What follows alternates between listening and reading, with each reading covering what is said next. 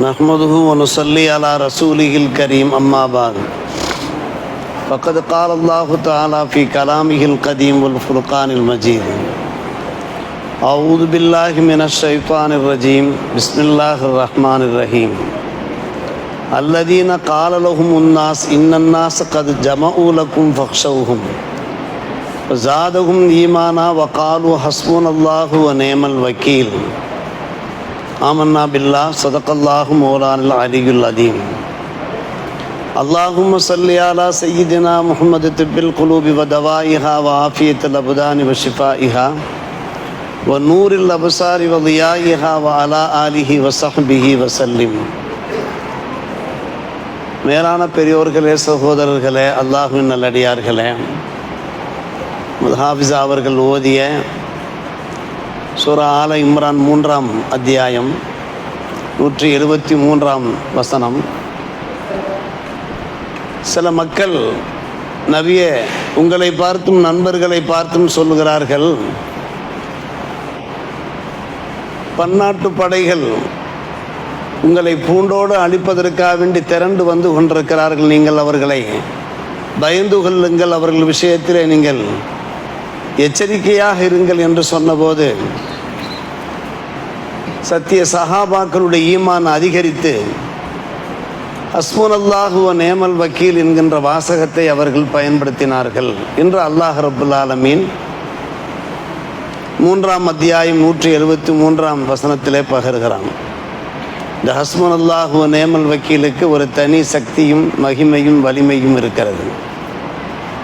எப்படிப்பட்ட ஒரு காலகட்டம் இந்த காலகட்டம்! பெருமானார் ரசூலே கரீம் ஸல்லல்லாஹு அலைஹி வஸல்லம் உடைய வாழ்க்கையிலே சோதனையான காலகட்டம். உஹது போர், புனித போர் நிகழ்ந்து நிறைவு பெற்றிருக்கிறது. நிறைய சஹாபாக்கள் ஷஹீதாக்கப்பட்டிருக்கிறார்கள். நிறைய சஹாபாக்கள் காயப்படுத்தப்பட்டிருக்கிறார்கள், நிலை குலைந்திருக்கிறார்கள். பல சஹாபாக்கள் மிகவும் வேதனையிலே, துன்பத்திலே இருந்து கொண்டிருக்கிறார்கள். என்ன காரணம்? அந்த உஹது போரிலே முஸ்லிம்கள் எதிரிகளுக்கு வலிமை சேர்ந்து விட்டது. அவர்கள் வெற்றி பெற்றிருந்தார்கள்.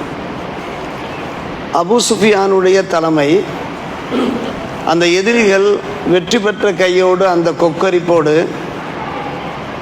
அந்த மமதையோடு மக்கா நோக்கி புறப்பட்டு சொல்லுகிற போது அபூ சுஃபியான் இன்னும் அவருடைய வக்கிரமம் தீரவில்லை.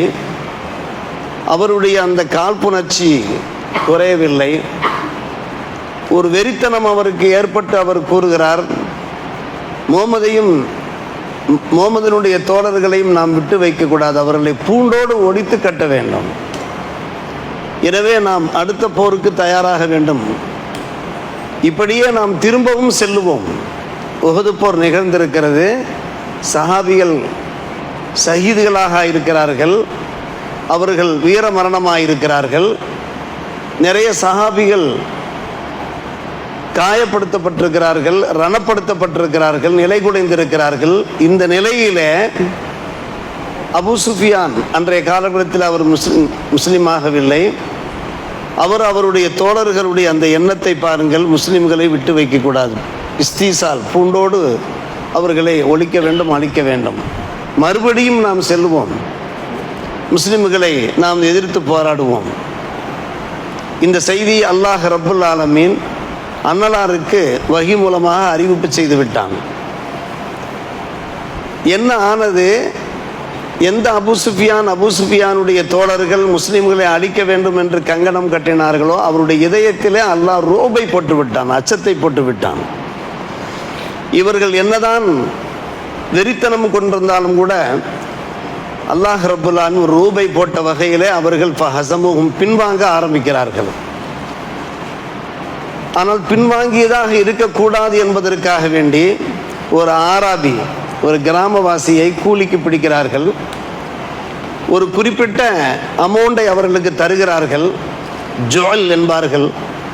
ஒரு லஞ்சத்தை தருகிறார்கள். தந்து நீங்கள் சென்று முகமது நபியிடத்திலையும் தோழர்களிடத்திலையும் சொல்லிவிடுங்கள், இப்படி பல வகுப்பை சார்ந்தவர்கள் உங்களை எதிர்ப்பதற்காக, உங்களை அழிப்பதற்காக வேண்டி திரண்டு வருகிறார்கள் நீங்கள் பயந்து கொள்ளுங்கள் என்று சொல்லுங்கள். அப்போது அவர்களுக்கு ஒரு கிளி உண்டாகும், ஒரு அச்சம் உண்டாகும், அவர்கள் நடுங்கி போவார்கள் என்று ஒரு கிராமவாசியை அவர்கள் கூலிக்கு பிடிக்கிறார்கள். பெருமானார் ரசூலே கரீம் ஸல்லல்லாஹு அலைஹி அவர்களுக்கு தகவல் வந்ததன் அடிப்படையில் அந்த புண்பட்ட இதயங்களோடு வேதனையோடு மதீனாவிற்கு திரும்பி கொண்டிருந்த நேரத்தில் திரும்பவும் அந்த புனித போருக்காக நபியும் நபித்தோழர்களும் வருகிறார்கள். சற்று யோசித்து பார்க்க வேண்டும், எப்படிப்பட்ட ஒரு நெருக்கடியான காலகட்டம். இப்போதுதான் அவர்கள் மிகப்பெரிய அளவுக்கு நஷ்டத்தையும் சோதனையையும் தோல்வியையும் சந்தித்திருக்கிறார்கள். ஆனால் கொஞ்சம் கூட மனம் தளரவில்லை. எதிரிகளை எதிர்ப்பதற்காக வேண்டி மதீனாவிற்கு சென்றவர்கள் திரும்புகிறார்கள். திரும்பி ஹம்ரா உல் அசத் என்கிற அந்த இடத்திற்கு வந்து சேருகிறார்கள்.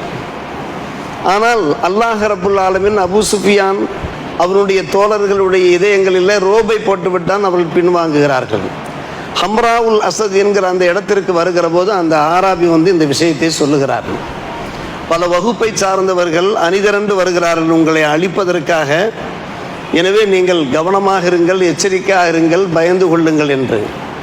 அப்போதுதான் இந்த வசனத்தை அல்லாஹ் இறக்கிறான். ஹஸ்புனல்லாஹு வ நிஅமல் வக்கீல் அல்லதீன கால லஹுமுன் நாஸ் இன்னன் நாஸ கத் ஜமஉ லக்கும் ஃபக்ஷவுஹும் ஃபஸாதஹும் ஈமானா வ காலு ஹஸ்புனல்லாஹு வ நிஅமல் வக்கீல். ஈமான் அதிகரிக்கிறது. எத்தனை போர்கள் வந்தாலும் சரி, எத்தனை முறை எதிரிகள் எதிர்த்தாலும் சரி, தங்களை பூண்டோடு ஒழிக்க அவர்கள் சதித்திட்டம் தீட்டினாலும் சரி, நாங்கள் எதிர்த்து போராடுவோம், வீரமரணம் அடைவோம் என்கின்ற அந்த வீராப்போடு அந்த சத்திய சஹாபிகள் ஹஸ்புனல்லாஹு வ நிஅமல் வக்கீல் என்று சொன்னார்களே. இதை எதற்காக அல்லாஹ் சொல்கிறான் என்றால், நமக்கும் சில சோதனைகள் வரும், சில சங்கடங்கள் வரும், சில நெருக்கடிகள் வரும். அப்போதெல்லாம் நாம் மனம் தளர்ந்து விடக்கூடாது. அன்னலார் மனம் தளர்ந்தார்களா? அவருடைய அருமை தோழர்கள் மனம் தளர்ந்தார்களா?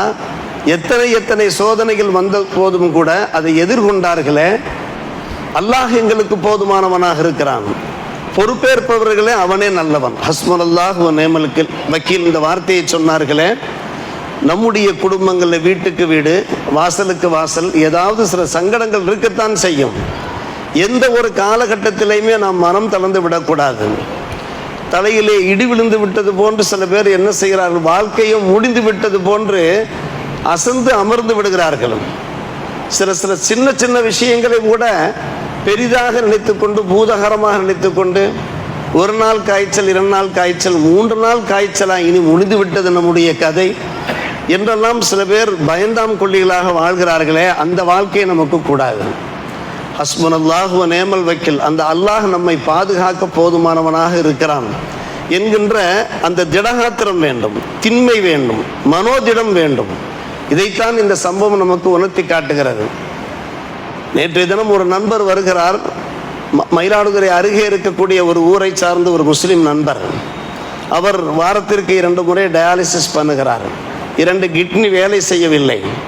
என்ன பிரச்சனை? குடும்பத்தில் மனைவியோடு பிரச்சனை, ஆண் குழந்தை ஒன்று இருக்கிறது. இதன் காரணமாக துபாயிலிருந்து அவர் வெளியே வந்து விட்டார். பின்பு சவுதி செல்கிறார். 6 மாத காலம் தூக்கமே இல்லை அவருக்கு. ஹைப்பர் டென்ஷன் ஏதோ ஒரு வார்த்தையை சொல்லுகிறார். அந்த டென்ஷன் காரணமாக கிட்னியை இழக்குகிறார். 2 கிட்னியும் இழக்கிறார். ஏன் அப்படி ஆனால் கிட்னி பிரச்சனை ஏற்படுமா என்று நான் ஒரு அப்பாவித்தனமாக கேள்வி கேட்கிறேன். அதற்கு அவர் சொல்லுகிற பதில் இதுதான்: ஒன்று கைகால் அடிக்கும் ஹஜரத், அல்லது கிட்னி பாதிக்கும் ஹஜரத். இதனுடைய விளைவை நான் சந்தித்து கொண்டிருக்கிறேன். இள வயசு அருமை சகோதரர்களே, பெரியவர்களே, மூளையிலே போட்டு ஒவ்வொன்றையும் குழப்பிக் கொள்கிற போது நம்மை நாமே பாதிக்க செய்கின்றோமே, யோசித்து பார்க்க வேண்டும்.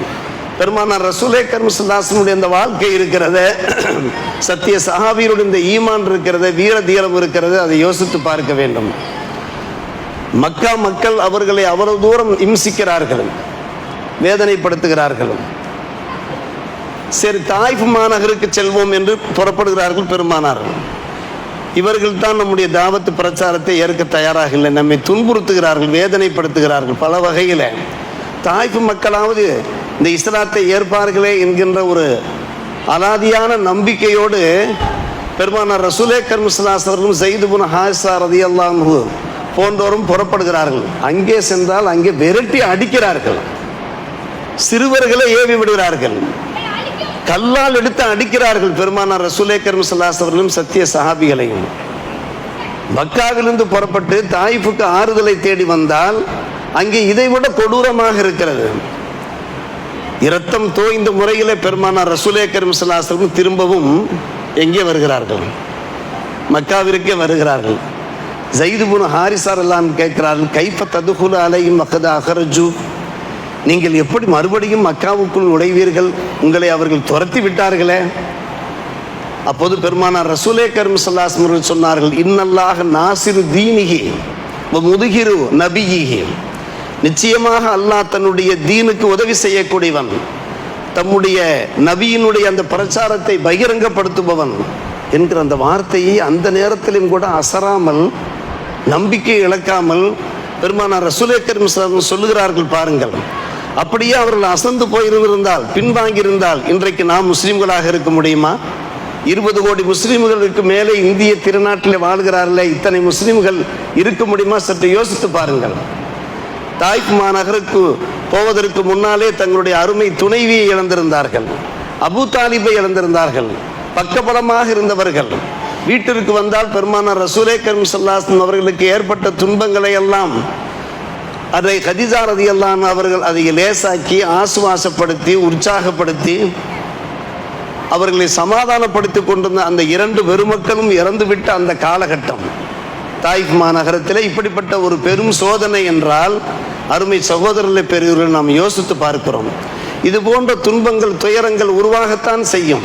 சின்ன சின்ன விஷயங்கள், மன அழுத்தங்கள், நெருக்கடிகள் நாம் ஒருபோதும் அசந்து விடக்கூடாது.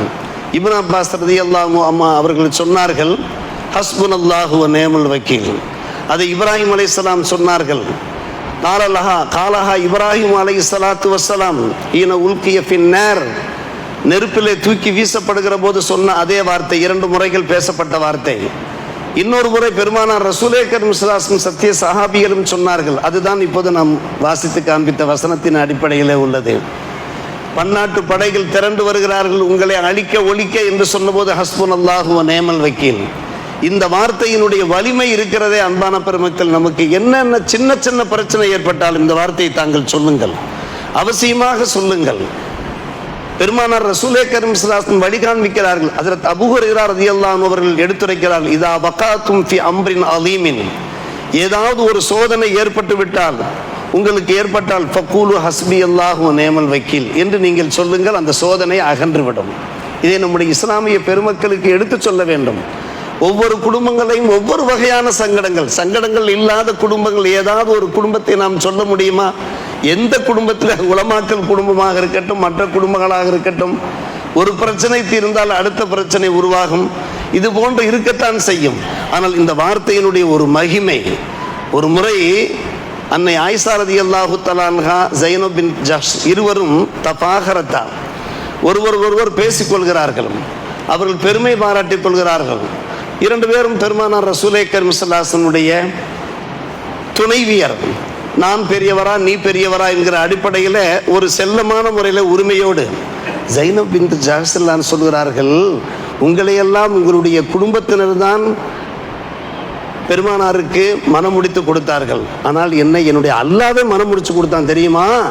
ஜவ்வஜனி அல்லாஹு. காரணம் குர்ஆனில் அப்படித்தான் வருகிறது. குர்ஆனில் எப்படி வருகிறதுனா ஜவ்வஜ்னாகஹா என்று வருகிறது. அல்லாஹ் ரப்புல் ஆலமீனை ஸைனப் பின்த் ஜஹ்ஷ் ரலியல்லாஹு, அது ஒரு நீண்ட வரலாறு, நேரம் சுருக்கம். எனவே எனக்கு பெருமை அதிகமாக்கும், அல்லாஹ்வே எனக்கு கல்யாணம் முடிச்சு கொடுத்தான், உங்களையெல்லாம் பெருமானாருக்கு உங்களுடைய ஃபேமிலி, அஹாலி என்பார்கள் ஃபேமிலிக்கு, உங்களுடைய குடும்பத்தினர் தான் நிக்கா முடிச்சு கொடுத்தார் என்று சொன்னபோது, அப்போது அன்னை ஆயிஷா ரலியல்லாஹு அன்ஹா அவர்கள் என்ன சொன்னார்கள் தெரியுமா? சரி, ஓகே, நீங்கள் சொல்வதை நான் ஏற்றுக்கொள்கிறேன், ரொம்ப சந்தோஷம்தான். ஆனால் என் மீது இந்த மதீனத்து முனாஃபிக்குகள் இஃப்கு பண்ணிய போது, இட்டு கட்டிய போது, சஃப்வான் இப்னு அந்த முஅத்தல் என்பவரோடு என்னை இணைத்து பேசிய போது, ஒரு நேரம் ஒரு ஆயிஷா ரலியல்லாஹு அன்ஹா அவர்களுக்கு ஏற்பட்ட ஒரு சோதனை. அந்த நேரத்தில் அல்லாஹ் ரப்புல் ஆலமீன் 13 வசனங்களை இறக்கி சூரத்து நூறிலே, நான் தூயவள் என்று அல்லாஹ் என்னை மெய்ப்படுத்தினானே, நான் பரிசுத்தமான பெண்மணி என்று, நான் சாதாரணமான பெண் என்று நீ நினைத்து கொண்டாயா? என் சம்பந்தமா அல்லாஹ் 13 வசனங்களை இறக்கி இருக்கிறானே என்று சொன்னபோது மடங்கி விட்டார்கள். ஸைனப் பின்த் ஜஹஷ் ரலியல்லாஹு அன்ஹா சல்லமத் மடங்கி விட்டார்கள். கேட்டார்கள், என் அன்பு சகோதரி, அக்கா தங்கச்சிகள் தானே, பெருமானாருடைய துணைவியாரெல்லாம் அக்கா தங்கச்சிகள் என்று தானே சொல்லிக் கொள்வார். என் அருமை சகோதரியே, உங்களுக்கு அப்படிப்பட்ட ஒரு மன உளைச்சல், சாதாரணமான ஒரு மன உளைச்சல் அல்ல. இப்ப ஆயிஷா ரலியல்லாஹு அன்ஹா அவர்கள் மீது அபாண்டமான முறையில் அவதூறு சொல்லப்பட்ட அந்த காலகட்டத்திலே இரவு பகலாக ஆயிஷா ரலியல்லாஹு அன்ஹா அவர்கள் அழுது கொண்டு அல்லாஹ்விடத்தில் மன்றாடி கொண்டிருந்தார்கள். அவ்வாறு அந்த நிலைமையிலே நீங்கள் என்ன சொல்லிக் கொண்டிருந்தீர்கள், என்ன அல்லாஹ்விடத்தில் என்ன பேசிக் கொண்டிருந்தீர்கள் என்று சொன்னபோது ஹஸ்பி அல்லாஹ் வ நிஅமல் வக்கீல் என்று பேசினேன். ஆஹா, அருமையான வாசகமாயிற்று. அந்த வாசகத்தின் பரக்கத்து தான் அல்லாஹ் 13 வசனங்களை இறக்கி உங்களை பரிசுத்தப்படுத்தியிருக்கிறான். இது கலிமத்துல் மூமினின் என்றார்கள். எல்லா மூமின்களும் சொல்ல வேண்டிய வாசகம் என்றார்கள். என்ன ஒரு சங்கடம், என்ன ஒரு வியாதி வந்தாலும் சரி, வியாபாரத்தில் ஒரு நஷ்டமா, குடும்பத்தினர் மூலமாக ஏதாவது சங்கடங்களா, அந்த சங்கடங்கள் தீர வேண்டுமா, நாம் எழுந்து நடக்க வேண்டுமா, நிமிர்ந்து நிற்க வேண்டுமா, ஹஸ்பி அல்லாஹு வ நிஅமல் வக்கீல். இந்த விஷயத்தை தான் ஹாஃபிஸ் அவர்கள் ஓதி காண்பித்திருக்கிறார்கள். நாம் ஓதுவோம். நமக்கு ஏற்படுகின்ற பிரச்சனைகள் அல்லாஹ் தீர்த்து வைப்பான், நம்மை வாழ்வாங்கு வாழச் செய்வான், நிம்மதியான மனநிறைவான வாழ்க்கையை இந்த கலிமாவுடைய ஒரு பரக்கத்தின் மூலமாக தந்தர் புரிவான் என்று நாம் அல்லாஹ் மீது முழு நம்பிக்கை உண்டவர்களாக கூறியவாறு இருப்போம். அல்லாஹ் ரப்பல் ஆலமீன் கபூல் செய்வானாக. வாஹிர் தாவானா அல்ஹம்துலில்லாஹி ரப்பில் ஆலமீன்.